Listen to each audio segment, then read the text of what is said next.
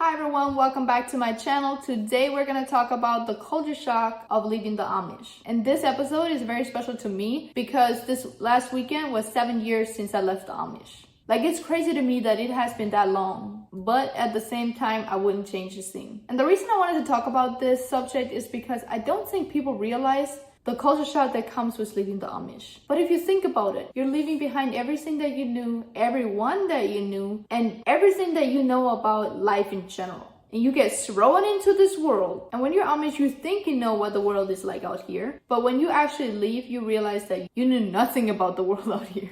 Like, when you leave, you expect things to be different, but you're thinking like the electronics, the technology, the electricity, and that stuff to be different. But what you don't expect to be different is people. By people, I mean like the way people behave, the way people think, or the way people do things. I mean, coming from the Amish, you're used to people acting the same way.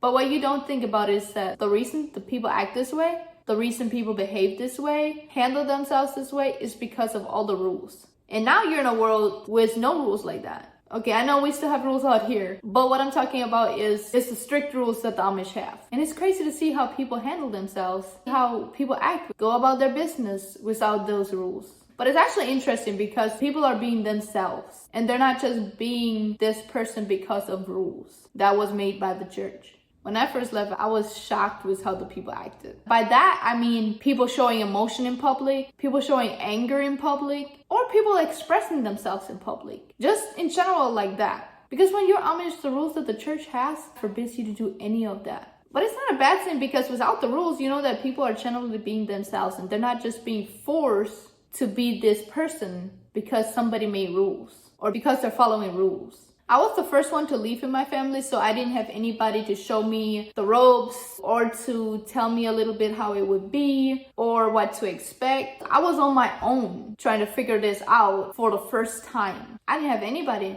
It was on me to figure it out. I had to make it work, which I did, but I don't wish it on anybody. If you're lucky, you're gonna have somebody who already left to show you the ropes and kind of tell you what to expect from the people or from this new world in general. Because that's basically what it is to us when we first leave. This is a new world, a new unexplored world. And it's exciting, trust me, but it's also not so fun at times. And although you're taught English when you grow up, when you first leave, like up until now, you have spoken Dutch a majority of the time. So even though you know English, trying to switch over to English completely, just like that, is not easy. I remember when I first left, I used to get so embarrassed when I was talking to somebody and I accidentally said something in Dutch. My husband likes to call that when English isn't Englishing. I thought it was the worst thing in the world, but it's gonna happen. That's okay. The person you're talking to probably didn't even notice. Plus, I don't think anybody expects you to switch over to a new language like that overnight. It takes time and it takes practice, and that's okay. I remember one time I went to Walmart in Minot and there was somebody in the parking lot yelling at somebody else. What they were yelling about, I don't know, but I remember being so shocked and confused that somebody is yelling at somebody else in public. Like, it blew my mind because at home, you never yell at anybody in public. If you yell at anybody, it's gonna be your siblings. And then it's only ever gonna be in private. You never yell at anybody in public. I just thought it was so crazy. And trying to figure out what type of clothing females wear out here was the worst. I felt so lost. I didn't know what to get.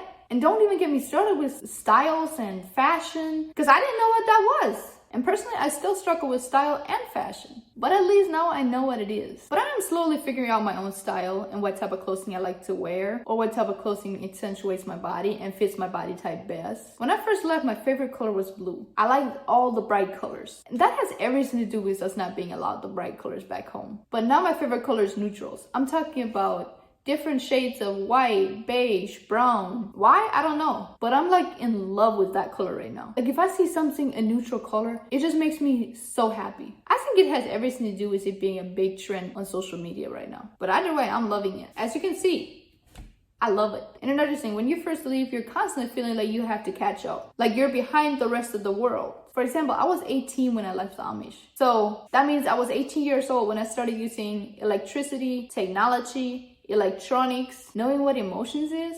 So to the world in general, I'm basically a child. But you see what I'm saying? Like, we can't expect to be on the level as other 18-year-olds because while they were using this stuff their whole lives, you just got introduced to this stuff. didn't have it your whole life like they did. But you learn pretty fast though. And don't forget to like, comment, and subscribe to hear more of my story. And also follow me on TikTok at IdaMachiva1 and on Instagram at IdaChooseHappiness. I will be posting videos and answering some questions on both of those platforms as well.